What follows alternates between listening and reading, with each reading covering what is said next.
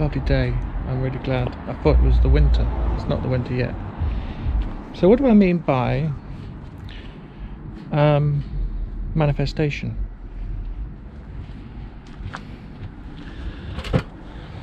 Now, my first experience of manifestation, like pure, like, wow, that just happened, I just manifested a thing, is I'm doing up a boat.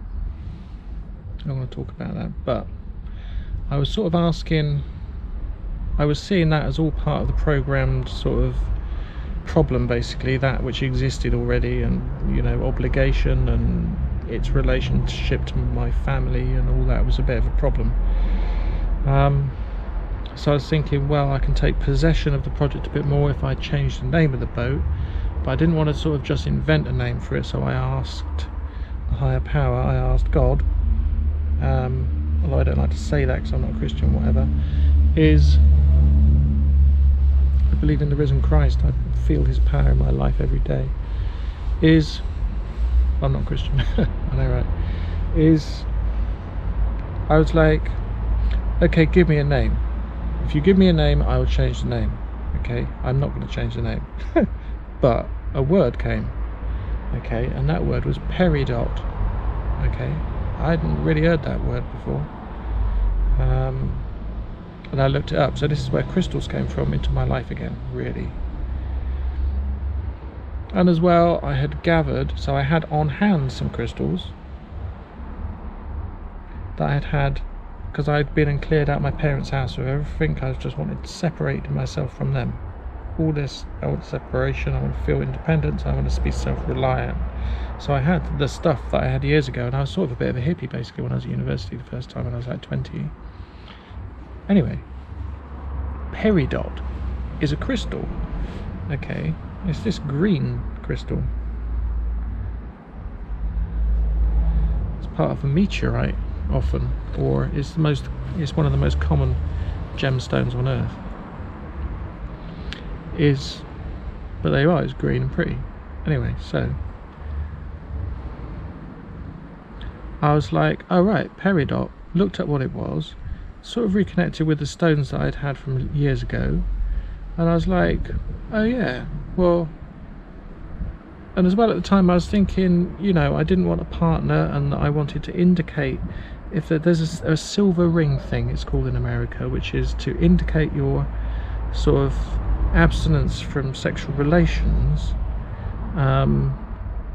by the wearing of a silver ring on your ring finger rather than a gold ring, which would represent that you are not available for the purposes of being married already. A silver ring is representing your unavailable for relationship, well, unavailability for sex, basically, on account of your faith. And so I was like, right, well, I had this old one which I stole, so I wasn't very happy with it because I stole it, but I wear it now as a replacement because it's got 13 little circles on it. I stole it from Alton Towers, sorry, maybe I paid them for it, whatever. And I was like, right, peridot, I'll get a peridot ring because my boat's called Peridot now, yeah, obviously. And then I was like scrolling through eBay. I was like, right, peridot rings, silver peridot, and I was like, what? I was scrolling, and I was like, what would I want it to be like? I was like, what I would like, because the macabre, this Star of David form, which we might be familiar with, has been quite a big part of my life, because I had a book called Nothing in This Book is True, but that's exactly the way things are, and it talks about Drunvalo, Melchizedek, whatever, aliens and stuff, and the Christ grid and stuff, and that's all big on the macabre. So I was like, well, I used to sign my name with that kind of Star of David, so I was like, I want a Star of David peridot ring to fit my ring finger.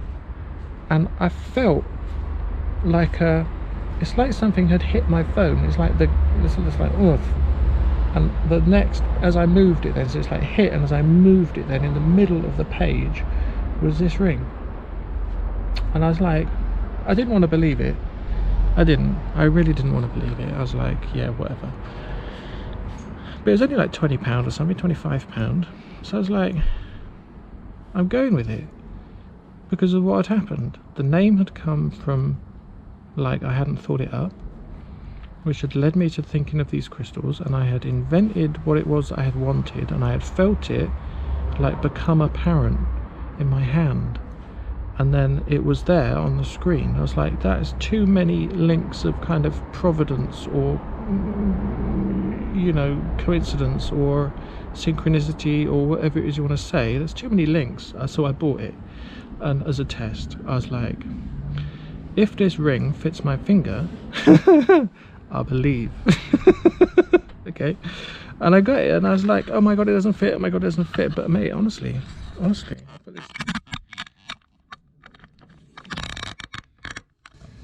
sorry about that.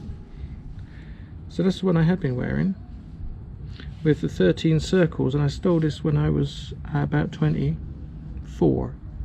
I stole that. It's got 13 circles. This has got 13 crystals.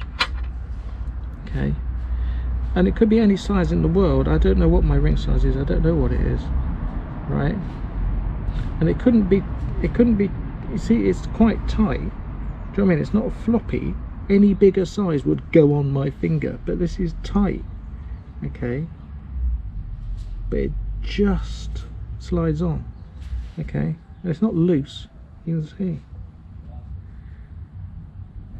So I was like, oh, okay, so I can receive information from a higher power, and I can manifest things into reality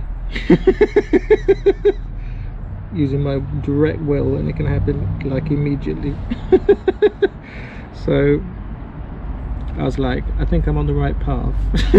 Basically. Safe manifestation, there you are.